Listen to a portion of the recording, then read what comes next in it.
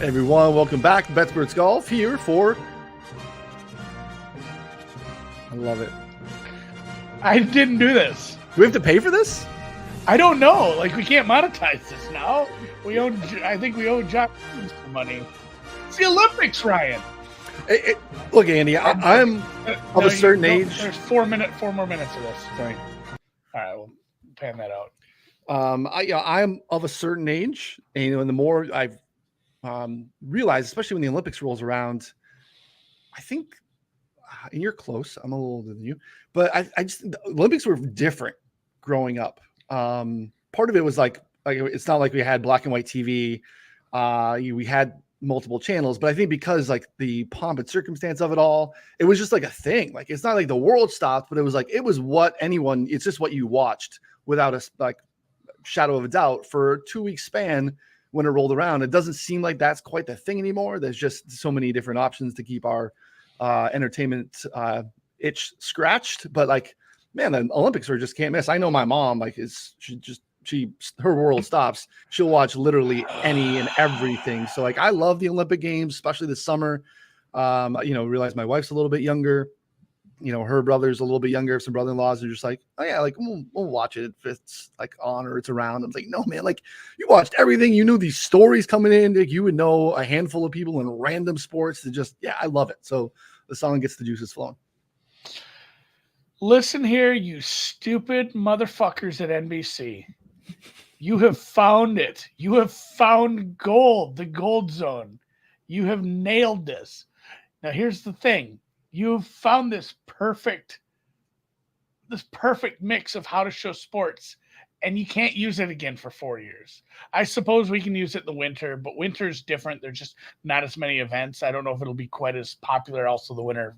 Like use this, like take what you've learned from your success this week and use it with golf. Like hey, people like this. We're showing a lot of sports. We're showing a lot of high leverage spots in these sports, and people love this.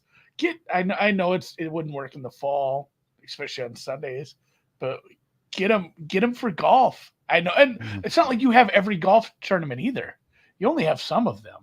Mm-hmm. You don't have to get the red zone guy. I can't think of the red zone guy's name right now. Scott Hansen. You don't have to get Scott Hansen to do it, but yeah, take what you learned from your success here and put even a little bit of it towards golf, because that's all people want. It's like, hey, I tuned in to watch sports. What if you just showed me way too much sports constantly? And also, it's 2024, so we all have ADD and Adderall's at a shortage. So turn the channel a lot. Like, what do you think people love the red zone? My kid gets so confused still, my youngest. He's like, what game are you watching? Like, I'm watching all of them, buddy.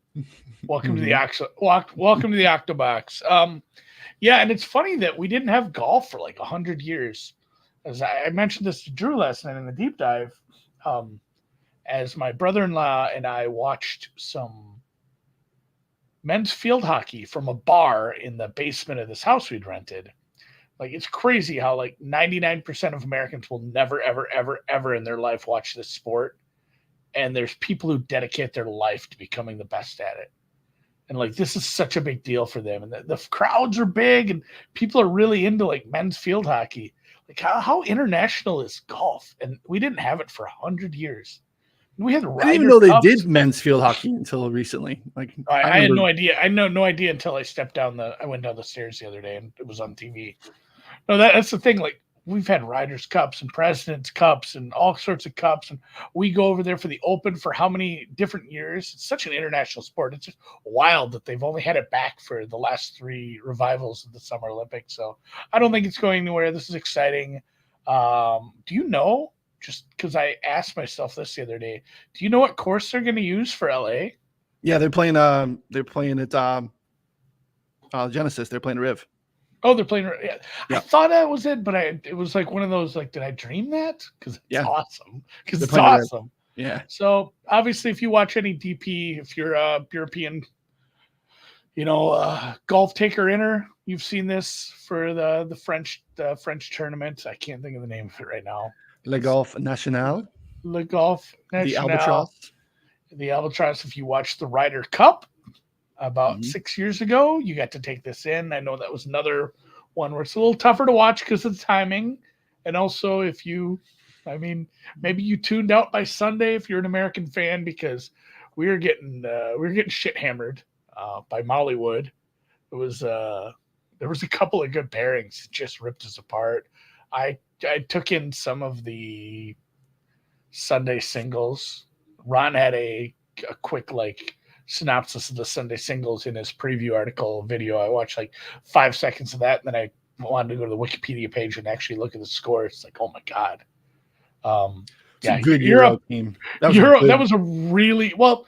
And the thing about cup golf like that, it was so deep. It was so deep up and down, and they got points from everybody. And what are you gonna do? Still had really good Henrik Stenson and a little bit older, same thing. Good, Paul good Casey, Sergio, Poulter was still earned his spot on that team. Yeah, young Rom. That was a really, really, really good Euro team. So, so was last year. It was a hell of a Euro team too, and they're going to be an issue for moving forward. So is the U.S. I think that's why it's going to be. Plus, we had Tiger. And Tiger's just not. I don't know if something about him. Every diamond has its flaw, and as great as he was good and everything, just never got the most out of him, especially across the pond. So I think Rom kind of dummied him in that final singles. Yeah, I think there is a team dynamic to it, and that wasn't necessarily peak Tiger's strength for all those years of dominance. But it is a course that we see a little bit. It is interesting that it is going to play a little different than what we saw at the Ryder Cup. Explain the rough differences. Ron touched on that because the Ryder Cup allows you the home course advantage, right? And they definitely, the Euros took advantage of that when we were here for that, because they could. Thomas Bjorn was just like, hey, look, this is a positional golf course. The US would love to bomb and gouge. So they took out any sort of gradient in progressive rough. It was basically fairway. There was no first cut, no second cut. It instantly jumped to very thick 4-inch rough in the third, what would be essentially normally the third cut. They just grew that out and had it balanced. And that's part of why the US didn't do a great job adjusting. The Euros kept the ball in play. And this is a very, very difficult course, especially from the rough. There is a crap ton of water. Especially on the back, I think there are some linksy vibes to it. There's some mounding that I think will resemble some stuff that you typically will see, in Europe. There is also some Florida, some, Innisbrook, Sawgrass type of vibes here too, especially with water being in play. Now we're going to have a little bit more of that gradual rough, but it's still going to be a little bit higher. But again, if you're just in the first cut, 2.5 inches or so, very playable for these guys and not going to be just dead and gone. And you've seen some of that here in the last 24 hours, guys getting out on the course, playing a little bit. Hey, I was expecting it to be a little bit more difficult in terms of the rough based off of what I saw at the Ryder Cup. But some of the guys, Tom Kim, Tommy goes here all the time. We've seen some guys come here because they have had this as an event on the DP World Tour for the last handful of years. So there's a handful of guys with some familiarity. Most of the U.S. team, none of those guys were on the Ryder Cup team because they were all just a little bit before their time, before they broke out. It's hard to think of Scotty, Xander, Colin in particular not being part of that, but that was as they were kind of coming up. So not a lot of familiarity for them coming in here too. So I think it's still going to play very difficult. These are big old greens for a shorter course too, but again, it's still going to be positional golf. You have to play from the fairway here if you were going to score. And we've seen some different iterations in scoring too. Back, I think it was 2018, 2017 when Noren won here, 7 under was the winning score. We've had some instances where we got up into the low to mid teens, but this is in the, middle to difficult scoring wise. Yeah, for sure. And, as we mentioned that 2018 Ryder Cup, one of, it was tough for some of the Americans, I guess, to adjust to how they set it up. Obviously, I think Patrick Reed did well because he's just Captain America. But I believe it was JT that played it prior. He actually maybe he even went to that event. He did. He played before. Yeah. And he said, hey, I clubbed down a lot. He was one of the few who won their Sunday singles. Not only won their Sunday singles, but won against Rory McIlroy, which was, I think, the first ones out. So it does help. Hopefully, some of these guys have gone and looked at this course. Obviously, with the different cuts, it's playing a little different. I still don't think you'll be able to like bomb and gouge like like we hope to sometime with some of these guys, because there are some bodies of water that are sticking out that force you to club down. There's some spots where it's just like, hey, we're making you take this specific first shot, so there's a forced carry on your second shot. There's a lot of longer second shots, so it's still probably going to be accuracy off the tee, distance from the edge of the fairway. How did you do in other places where you club down? And then not so much greens and regulation or approach, but proximity, because these greens are like 7,500, 8,000 square feet. They're massive. There's big areas of like undulation, quadrants, quintets, where it's like they can put these pins in very, very difficult spots that, leave you with really, really long putts. So I use some 3-putt avoidance in my, which I consider basically like lag putting. Yep. Especially, I didn't want to go too deep on it and say like 3-putt avoidance on big greens, but that's something you could look at if you wanted to look at a subsample. Go look at you got to do a bigger time sample for that. But if you wanted to go on the rabbit hole and look at like the last 3 or 4 or 5 years on big greens and see how 3-putt avoidance would look for some of these guys, that might not be the worst thing to look at. Although, who's good. It's like, as much as we dog on them, like Wyndham Clark is going to be fine with that. Rory is going to be. There's so many top players here. So many of those guys are just so good at that as it is. It's not like Rory's leaving himself 9-footers constantly. Like, those guys are fine. It is going to putt a little faster than we've seen in the past, especially when you are comparing it to that 18 Ryder Cup where it was very much in the slow end. But these guys, it's not like they're not used to a bent grass greens with about a 12 on the stump. What we also have here, Andy, that I absolutely love? We have That's not true. I'm French Canadian, so I don't get to own the Parisian end of it. We have a stretch of holes with a name. We have a 4 the gauntlets. Yes. We got the gauntlets. I love. I don't care if it's 3 holes, 4 holes. Give me a stretch with a name.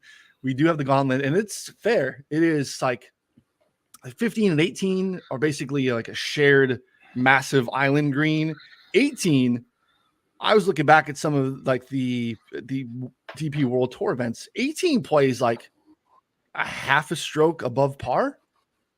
Sometimes there's like rounds where it's playing like 0.9 strokes above par. Like, it is a par 4 playing like a par 5. And when you have that stretch that brings all that volatility in, and it's in the tail end of the event or the rounds, that makes for really good drama. And you've seen that here, right? I think Guido won here last time we were here. He shot like a 62 on Sunday, and everyone ahead of him kind of fell apart. Like, there's some carnage to be had here on the back end of what can happen at this place. So love a good name set of holes in the gauntlet. Hopefully lives up to it this week. I do believe it is like almost like last week if it were a tough course. Like, we know that TPC Sod Farm, TPC twin birdies, whatever you want to call it, like, it's an easy course, but there are blow up holes. We've seen that from a lot of people. There's so much water, and there's some pretty thick rough out in the woods there you can get in trouble with. Obviously, a lot of it gets trampled down with the crowds, but it's either, hey, I'm putting for birdie, or shit. And I think you get a lot of that here too, where there is some carnage. Like, if you play smart, you don't try to get too aggressive, play within yourself, you can score. Like, somebody could get to 15 under here.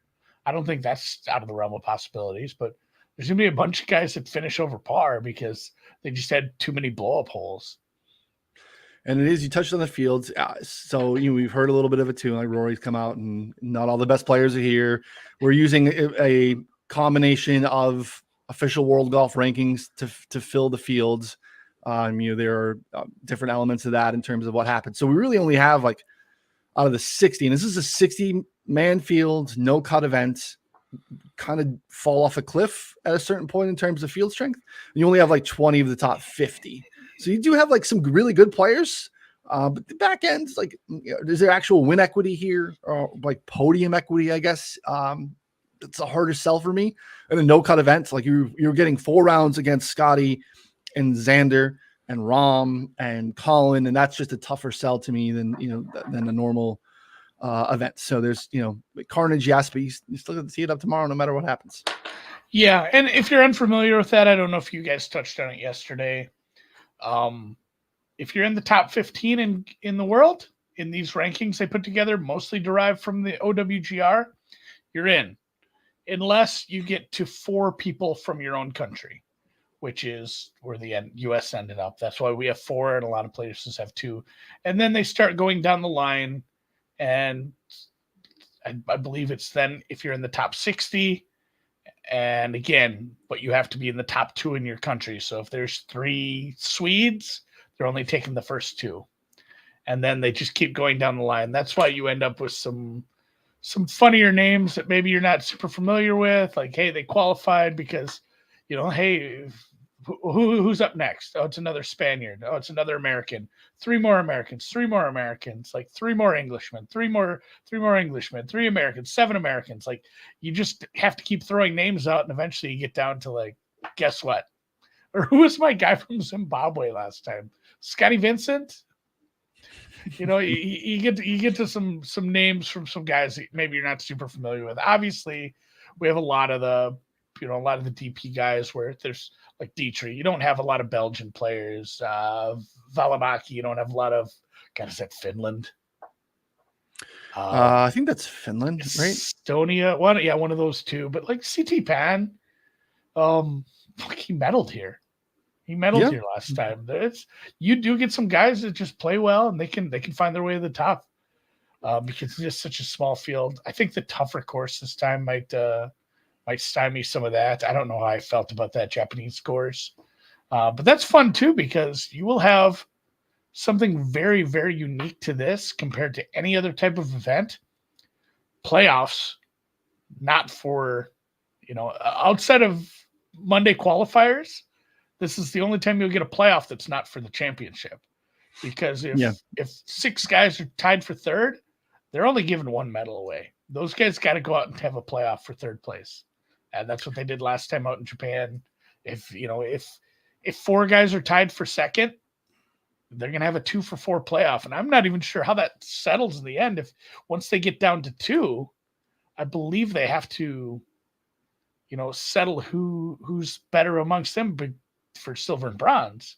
So there could get some funny stuff. Like if we have a 4-way playoff for 2nd and you have 3 bogeys and a par, that guy gets silver, but then you have to continue the playoff for bronze. And, obviously other ways too, if there were a 2 and 2. I should make them compete in other Olympic events to break the tie.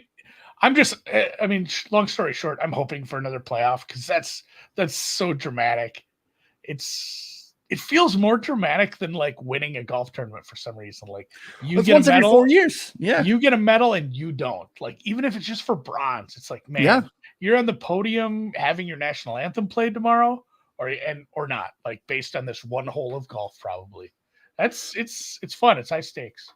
Well, because they're pros. It's like, all right, you're in a playoff to win the tournament, and like, yeah, you want to win the tournament, of course. Like, and I would never pretend for a second someone's not defeated by not winning, but they also like get a crap ton of money still, and FedEx Cup points, and get to move on. This is this is more of a binary outcome. To medal to not medal. Yeah, you're not getting that fourth place money. You're not getting 4th place money. Yeah. And there's that does matter. And again, it's once every 4 years. So it's not like, oh, you get to get on your private jet and fly to next week's event and do it all again. It's like, nope, this is it.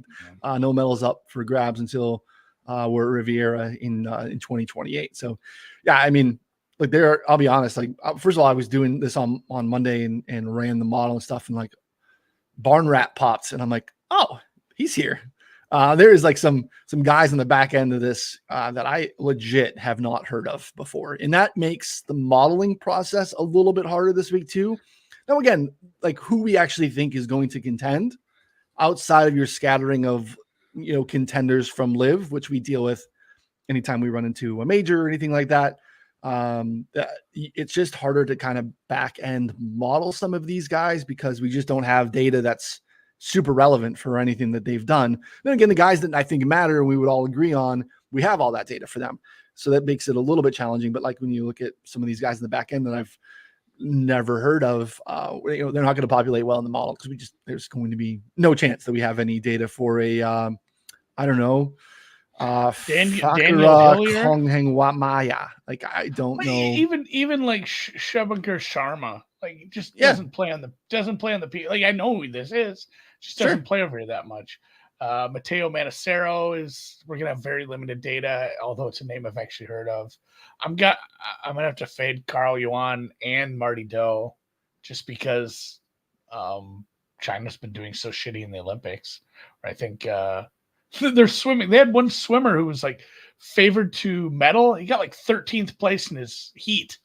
Jeez. Like I think the testing is just a little stricter over here in France. So fading the Chinese. You got the Danes, Thorborn and Nikolai. It's fun because it's a bunch of names like that you might have on like Alta Tour events, or if you follow, European golf a lot. Like Barn Rat. He's more alt tour some stuff. God, who's the other one? Camilo Villegas. I think he won like in Mexico, or what event did he win after playing just like absolute garbage for a long time? Yeah, he won one of the like alt season events for sure. He got him into some of the early season stuff. But yeah, he had not been relevant, and he won the Wyndham about a decade ago. But yeah, we haven't seen Villegas again. Like this year we have, but for the last couple of years we really haven't. So yeah, definitely some interesting names. And we get David. It looks like Puig. I'm gonna say I don't know that that's Puig. Who was a nice. I think he was an Arizona State kid, good prospect, and then jumped straight to live. So we don't get to see him very, very often unless you turn into the CW every couple of weeks. So we'll see how that goes. But yeah, definitely a eclectic mix of names here. But the top is definitely interesting. You obviously have the American squad. We have Rory, we had Ludwig, we have Victor, Rom, Decky, Tommy, like some names that we're used to seeing, and I think you're going to make it pretty interesting. So it's Puig, okay, because he's from Catalan. So David Puig, not David Puig. Yeah, I want it to be David. Look at us, dumb Americans. Dumb, and like you said, because of how they do this and how they limit how many Americans, like Russell Henley, Patrick Cantlay, Bryson DeChambeau, Tony Finau, Brooks Koepka, Brian Harmon, Billy Horschel, Justin Thomas, Heath. Like all of these names are better than a lot of the golfers here, but you only get to send to 4, so kind of opens the door for some of these guys. And there's places that have medal markets, but there's places that just straight up say medals be damned. Top 5, top 10, top 20 prices. So there's definitely some chances to make some bets on some guys you like, maybe at some longer prices. Like, I mean, something that really popped for me, like Noren is plus 170 to top 10 at a place he's won. He's been playing pretty good golf for a 40-year-old lately. Like that's really sticking out for me. You can get 2-1 on that on FanDuel, so even better. Yeah. Well, this is including ties. I don't know if FanDuel has Oh, okay. ties. I'll take the ties. Yeah. Top 10 plus ties. I don't hate for Noren at plus 170. That's like the only thing I've really looked at clicking. My model likes Tommy Ladd a little more than I thought. He's a decent price. I have to watch some of these guys out, like Fabrizio Zanotti. Like, I don't think I used enough, minimum round samples. He kind of popped to. Otherwise, the top of mine is, Scheffler, Neiman, Morikawa, Aubert, Hovland, Rory, Xander. Like, it's pretty top heavy. Some of the names that stuck out in my model towards the middle were, like I said, that Fabrizio, Paraguay. Not even super sure what country that fella hails from, but Sepp Straka, based on some of the driving accuracy and approach stuff I used, and then Tommy Ladd. And I guess it's not a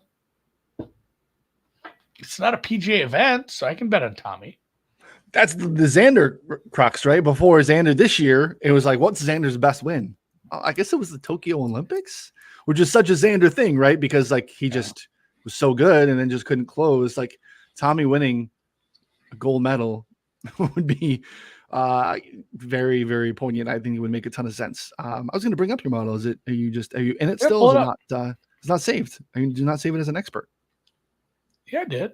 Thought so. Refresh. Okay. Yeah, let's take a look at what you did. Let's see. Yeah, Tommy winning would make a lot of sense. I expected a handful of guys. Oh, here we go. Tommy would be bawling on the podium. Oh yeah, he would absolutely. All right, looked at driving accuracy. All right, last 12 months, you're looking at total driving, a combination of accuracy and distance.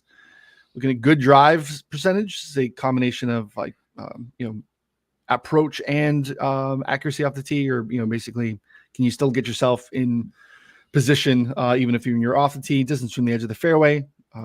Fan favorite of the show. Overall proximity, which I agree with there. What you said there, I think makes a ton of sense from a proximity standpoint. I use more things than I usually do. Yeah, this is bigger than normal. Fairway proximity. So when you're, again, overall proximity, but fairways really, we're going to be able to make scoring opportunities here. So you want to make sure you take care of that. 3-putt avoidance in the last 12 months, because again, these are big old greens. Scrambling last 12, and then just straight up bogey avoidance. So no real like conditional filters or anything like that. You kept it high level. Yeah, just who's good all around it. Who's good? That's all a good around way to model, Andy. I think it's a good way to model. Who's good all around it? Keeping it on the fairway. Yeah, getting it close enough to the hole where they're staying out of trouble with their second shots. And obviously, Scotty Scheffler very good at that. Although he is. If this course is going to mitigate his distance a little, so that helps. There's still a lot of top 10 names here, so that helps kind of knock him down. But he's still plus 360 to win this. At some places, he's minus money to top 5. So you are kind of picking a horse to go against Scotty. And I wonder if there's Americans don't win. Because, I mean, just combining the win equity for Scheffler and Schauffele is so massive. Yeah, that makes a ton of sense. Yeah, Fabrizio, probably a little sample size. For sure. Issue there. But hey, maybe it's a name. Again, the rabbit hole does its job, and it forces you to dig in a little bit. Where is our buddy Joel Gerbach from, you think? Let's see if we can find that flag. He is, I don't know what that is. Is that, he's Swiss. Swiss? Yeah. Yeah. All right. Okay. He's popping there in the model too. It's not a name. Top Swiss golfer. Do I have that? Nordic. We do have Nordic. You have Aber. You got Aber and Vic. Yeah. Yeah, it's tough. Well, Noren's about the same price as Hovland. And then Højgaard, Olsen, Valimaki, Christopher Ventura. I'm not betting on him. Yeah, I'm not seeing it. I do have continental European. I have European, American, top American. Wyndham Clark, top American, 16-1. What does that tell you guys? 18-1. It just flashed. Brought up my model. This is what I built. Again, made a model. Scotty's still on the top, which is not super shocking here. Let's see what we did here. Just last 6 months, total strokes gained. Who's playing well? This is a tee to green breakdown. This is looking at, I basically pulled out easy and very easy scoring conditions. So average, difficult, very difficult scoring, tee to green over the last 2 years to get a decent sample size. And again, tops of that model, Scotty Scheffler.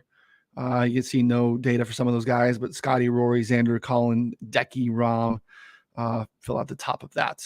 Next is ball striking, but I definitely did a couple of ball striking ones with filters. This is ball striking last 3 years on courses with high water danger. So like we talked about last week, when water is in play, and really what I'm trying to do here is you think about when water is in play, ball striking, right? I don't really give a rip about total strokes gained or even tee to green, because when water's in play, it doesn't really matter what you do around the green or what you do putting wise. So this is looking at filtering that out and just looking at ball striking in those instances. This is the same thing, but in combination of less than driver off the tee with a high missed fairway penalty, looking at ball striking. And the high, I basically went high and average. So I pulled out basically trying to eliminate the ability to bomb and gouge. Can you just take the head cover off and rip it without really any penalty? So I wanted to capture high and average in that. Again, Scotty Scheffler at the top of that. Approach, I did similar to what you did. My approach bucket is approach on short courses with large greens. So I basically eliminated long courses. I have average, short, and very short courses with large greens. So kind of a combination of like, proximity. I messed around with proximity with there too, but I like to approach a little bit better. And I went with that. So I think that's, again, trying to tell the right story based off of what we have going on here. And then just overall ball striking, last 36 rounds played, who's in good form, who's good at golf, distance from the edge of the fairway, as you would expect, because that is significantly better than accuracy by itself. And then this is just 3-putt avoidance from 25 plus feet. So basically, like Andy touched on there, lag putting. So top of the model, Scotty, Colin, Xander, Rory. And then again, we're not capturing any putting stuff, and ball striking is getting a nice little bump. So then you're going to get the Corey Connors of the world. You're going to get Shane Lowry and stuff like that. So Ludwig, Hovland, Decky, Tom Kim rounding that out. So Tom Kim, I think, is very, very viable here, has played here and came over a little bit. So I think that makes some sense too. So no real surprises. I don't have any of the Euros that would surprise necessarily in the model there too. But you can see Nor in there at 16. Vic Perez, the home course advantage. We got a question in the chat. Matt wants to know about Vic Perez at 110 to win the whole thing. Not for me, but again, you see good lag putting here, showing well in the model. So you could sell me on a, to medal or a positional thing on Vic Perez. Vic Perez is one of those guys, like, you ever have that friend that, every time you don't play with him, he shoots an 85, maybe an 82. Every time you play with him, he's just well over 100. Vic Perez plays well, I think, when there's no smoke, no attention, no strength in the field. You get Vic Perez on like a strong course or with some actual other contenders, this doesn't always go very well for Vic Perez. I wonder how he handles the home pressure and the expectations of being familiar with Le Golf National. Le Golf National. Yeah, Perez is the guy who needs to like win with his putting. You could do that here, I guess. I mean, it'd be like, hey, he sunk 140 feet worth of putts today, and he gained. But if you go look at all the tournaments he's played well in, it's been a lot of heavy lifting with the putter, whereas he's just average, average accuracy, average driving distance, probably plus approach, but I don't love his scrambling at times. I suppose the advantage is that he is a European golfer. I do like I mentioned, I like some of these guys that just aren't maybe as long off the tee, but have a high accuracy rating, like Fleetwood. As much as I hate backing that guy, he's one I'll probably look to bet top 5, top 10, something like that. It's tough to pick a bunch of outrights here, I guess, unless you want to take some shots. Yeah. I like Fleetwood. I get why people would like Fleetwood. I mean, I like him in general. He's easy to root for. He is really good. I think people forget, like, he actually has a lot of distance. Like, I don't know, people think that he's just this like lacking distance fairway finder. Like, Tommy hits it. So like, it's not like this. Think he packs it in a little more though. He can. He just doesn't. He doesn't whip it out at every possible opportunity. And if anyone doesn't know how it works for your driving distance metrics, there's 2 holes per course. Every tournament. I believe 3M was like 9 and 18. Usually they're par 5s because everyone's hitting driver. And you can go look at this in the in the press releases they put out for every tournament from the PGA, it says these are the holes we're using. So driving distance isn't your average drive on every single hole, because they don't want to try to figure that out with, oh, man, did he take a 3-wood out here? They usually pick a couple par fives and measure from there. So for the most part, everyone's using driver, but some of those, there are places where you will club down even if it is a 5, because there's certain courses that require that, or certain events that have weather that require that. So yeah, I mean, you're right, but at the same time, I still think he's extremely accurate. Yeah, he's not short by any means. I have him as like just slightly above average for distance. I just have a hard time cost adjusted here, because what we're doing, right? We're not picking a golfer in a vacuum. We're just picking Scotty Scheffler or Xander Schauffele to win, right? Like they're playing the best in the world. They're the best golfers. They fit any course style. Hovland being available, I almost pulled the trigger on Hovland yesterday, where I saw like briefly 30, and I see 31 and change available on Chris that you would have access to. Domestics have gotten beat down a little bit too. Hovland being, depending on the book, 6 to 10 points more than Tommy is really hard for me to get to. Same thing, like I'm interested in Tom Kim, but Tom Kim being basically the same price, you're even cheaper than Hovland is, maybe that's my Hovland bias. I just think Hovland actually profiles really well in the model when you look at ball striking, clubbing down, some of those things. Like I don't know. That's definitely a name that I am circling that I haven't bet yet. So maybe it's finishing position bets. Maybe there's some other unique props or something that I jump in on. So that's one that's a little bit higher for me. That's interesting. Corey Connors too. Corey Connors ball striking stuff is just so safe. Just, is he going to win? Like, this is also another spot where like Connors might win. Like, he doesn't win normal events. Maybe he would just, of course he'd get a gold medal for Canada. Like, bizarre. One other name I want to talk to you about, Sugar Shane Lowry. I see him in your model.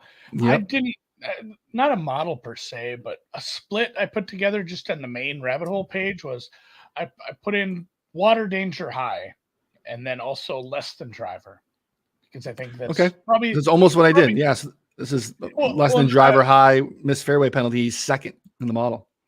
Yeah. So I just put those two splits in. I looked at the last 3 years to try to get a decent sample size. I sorted out some smaller ones. And the only guy who is not as high as Scotty Scheffler is Shane Lowry. I should see the difference between them. In tee to green, it's actually pretty close. So it's like Shane. So tee to green, Shane is better total, but obviously he's played some more rounds. So average per round tee to green, Scotty 2.23 strokes gained in tee to green, Shane 1.58. But then even from there, there's another sizable-ish gap down to Morikawa, Straka, CT Pan.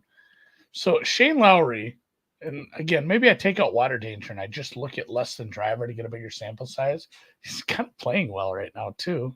Yeah. And even if I just go last 3 years, minimum 20 rounds, just all courses less than driver, which gives me an even bigger sample size. Lowry's coming up second in basically all of the ball striking categories to Scheffler. Mm-hmm. Thoughts on Mr. Lowry? Yeah. Look, first round leader or something like that. It's Shane closing is been a challenge, right? But yeah, there's nothing not to like statistically. He is, look at it. I have how many things here? Anything that you take away the putting ones, he's within the top 15 of everything that I have modeled here. And the ones that I have the two things you're talking about split. I have ball striking, high water danger, and then I have ball striking, less than driver, high miss fairway penalty. He's second and fifth in those two. So like combining like you did, I understand why he would still be right there. So yeah, no problem with it at all. Reality is I think Scotty Scheffler wins. Because this course is probably more like sawgrass than anything else. He chased down Xander there earlier this spring, in Wyndham, and a lot of other guys, and just keeping the ball in play. But again, I'm making a decision to bet plus 350 or whatever you can get on. If you can get a 4-1 on Scotty or something like that, like I understand why that's not appealing to people. that's why I went down the board. And part of it was like, I was talking to Feinberg about it, and he's like, you can't not bet Colin Morikawa next week. Because I've been on Morikawa for about a month, and he's been close. And now we're at a spot that fits Morikawa to a T, right? Like as much as anything will, positional golf, good approach stuff. The lag putting has been really good. Part of why he's played really well. To get off of him now wouldn't make sense. So I took advantage of, a couple different sites that had bonus bets, and I got a couple like hybrid 14 and change, 15 and change on Colin combined that can get me to the unit size that I'm comfortable with based on those limits. So I feel okay with it. 12 would be, interesting. Now we've moved down to like 10 and change at some spots. So minimal Morikawa right now. It's a single bullet for me on the outright card. Dancing around Vic. I'll sprinkle some other finishing position stuff, but Lowry is definitely interesting in that, top 10, maybe the medal. That could be something that could be interesting there. Playing good golf. Yeah, on Chris, do I have to go to golf or do I go to Olympics? Yeah, some of them hide it. Some of them will make you work a little bit. Some are not golf. Canoe, you have to click into Olympics. Aquatics. So yeah, I can't just go to golf. I got to go to golf, Olympic golf. Yeah, that's kind of annoying. Gold medal winner to win a medal. Oh, they have the to win a medal. So, yeah, Morikawa to win a medal plus 331. I'd be more comfortable with that than trying to go against Scotty and Xander with that. Maybe I'll take a swing on that. Lowry top 10. Well, I don't know what that price was. Let me look now. What is his overall? So his overall price is around 25 to 1. Lowry top 10 plus 150. Noren top 10 plus 170. Tommy top 10 plus 115. Those are on the card. I'm going to go look for better prices, see if I can find some stuff. Those include ties. Obviously, a little, there's a little bit of a disconnect if you're betting places that don't give you the ties. So I'll have to do a little math there. But I think those are the three. And yeah, I don't know if I have it outright. It might be placements and medal stuff, and then I start working on women's. Because we have a Scotty Scheffler-esque price over there. I guess she's about 6 to 1 for Miss Corda. Yeah, that starts next week. But there's a bunch of really good golfers at the top there as well, and a bunch that have played a little more European golf than some as well. So fading Nelly. Should we just do a Nelly Scotty parlay? I guess probably. To be honest. That'd probably be the best way to get down on Scotty. I mean, what's 4 times 7? So you get like 26 to 1. 28 to 1. Yeah. That's not quite 4. Well, it'd be 4 and change. So you probably get 30 to 1 in that. Yeah. You know what? That might be a fun parlay to put in as well. Just it's the Olympics and the very best win. Yeah, it'd be fun to, you definitely have a little bit more rooting interest on the women's side come next week for sure. So that'll be interesting. Sepp is interesting to me as like a down the board. I don't know that I want to play Sepp to win. 50s are out there, but Sepp models well for me. Feels like a good course fit for Straka. Maybe a finishing position or maybe a little bit longer of a number to medal or something like that could be of interest to me. So that's one of my, like, I guess, down the board kind of guys.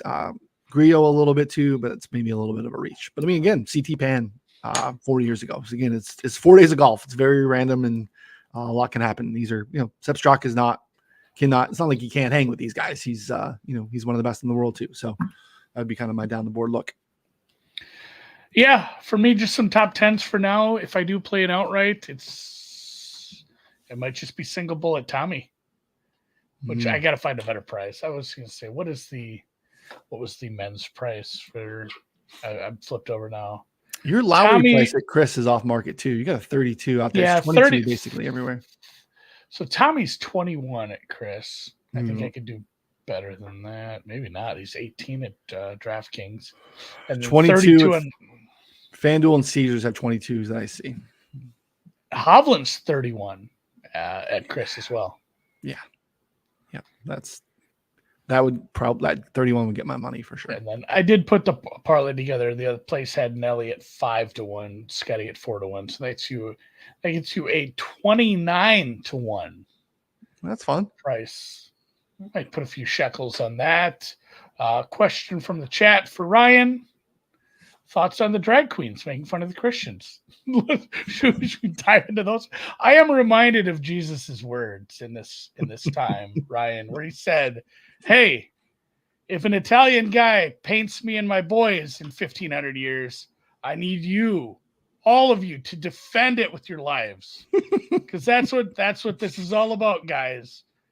Making sure nobody makes fun of me." You know what the most offensive thing about that painting is? If you're really getting the weeds, like painting a bunch of Middle Eastern guys as white. Like, none of those people at the supper were from like France or Germany. They're from like, basic. I don't know where were they all? What country is that now? Palestine, Jerusalem, Israel, Syria, one of those. So didn't look like us. Yeah, there's always something to get mad on the internet. For sure. Honestly, if that's your bag, get mad if you want. It's fun. That's what life is for complaining. I'm gonna complain about it. Honestly, I've never been as mad either, and it's because I've bet Johnny Vegas at like 3 different 3M opens, and then I stayed off him last week somehow. He was kind of there. I gave it a little bit of thought, couldn't do it. I did not, so I didn't feel bad about that at all. But that's tough. No, because I've followed him on his last few holes when he was in contention like 3 years ago, and he broke my heart.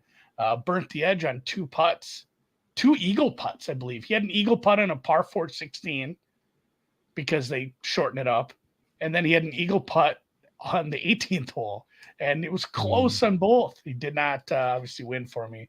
Would have been nice. So I know a lot of people on him. Congrats to you guys, smart cats, for taking Johnny Vegas. I was kind of mailing it in because I was on vacation. Hell, last night I did a preview. I'd forgotten Shaq Barrett retired because he kind of retired right at the beginning of my vacation. Yeah. I called him. I'm like, God, he might be a little dusty. I don't know if they get much out of him. Somebody in the chat's like, well, yeah, he retired. I'm like, oh, yeah. Really not going to get much out of him this year on that defensive front. So thoughts on, I think a lot of the top guys go under 68.5. So that would be 3 under for the round. I think with the rough being tiered the way it is, where it's not going to be so bad if you get a little bit off the fairway, and the fact that we know it's raining. Like, it rained all through the opening ceremonies, and if you go check, they've gotten rain. This course is going to be soft. I think we're going to have some decent shots at some low scores. I still think the winner is probably going to be 13, 14, 15, somewhere in there. But I think there'll be some first-round leaders that are 5, 6 under. Maybe. Yeah, I agree with that. Maybe even better. All they have to do is just don't go in the water, and the skill level of these top 10 guys can probably go out and shoot a 63, 64. Like, there's definitely some low scores if you just avoid that blow-up hole. So I guess think about that as far as who you think these, the guys are that have some experience here, maybe that weren't off playing St. Andrews instead. I think Rory will be fine, but not exactly a comp course. No. There's no road hole here in Le National. Yeah, I think you make a good point. I mean, it's 3 under. I think we're, that on average, when you're 12 for the week, I think we're gonna probably be in that area. So you're gonna have some guys definitely get out a little bit, even on Sundays here when they make it a little bit tougher. Like I said, that Guido win, he was 9 under in the final round. I don't think we think that he's in the same class as Scotty or Xander or Colin or Hovland or whatnot. So there definitely are going to be opportunities out there for some guys, just as a matter of, I'd probably splash a little bit, maybe make that play on 3 to 5 guys, depending on the price. See if you can make sure you cover yourself and have a little bit of a profitable week. If you can hit 3 out of 5, if you had the right price on all of them, or you kind of approach it that way, because you're probably swimming around a good number. I don't know if that's if there's some betting lines up for that, Brandon, yet, or if you're talking more of like a price picks underdog type thing. If it is, if that's the general line for some of the top players on like underdog or price picks, I wouldn't hate making a couple to like round robining 5 guys with 3 by 3 by whatever and doing some of those. I think you'd make some money. Yep. Agreed. All right, good stuff. I just pulled up price picks to look at They don't have golf up yet, but they have Olympics. Maybe I can do a Chase Budinger. How many serve points he gets. Nice. Good for him. You see him play. It's like not fair. He's really, really tall. Like when he's hitting, he's hitting down so hard when he gets up. So congrats to him. Hopefully, all my Timberwolves are doing well. Buttinger's doing well. Anthony Edwards is just taking it all in. You see, he went to the ping pong match. No, he was like arguing about like, put me out there. I'll play any sport and I'll probably win. You know, because he's got that man. And Curry told him like, you'd lose 21-0 in ping pong. Like, so then the next day he's at the table tennis matches, just like marveling in it. He's a funny cat. So. He is. No, he's easy to root for sure. Appreciate you guys. If you watch this on YouTube, give it a thumbs up. Consider subscribing. That would help us out. I played the music, so I can't make any money off this because John Williams be coming after me. So please hit the subscribe button. If you listen in podcast form, consider leaving a 5-star review.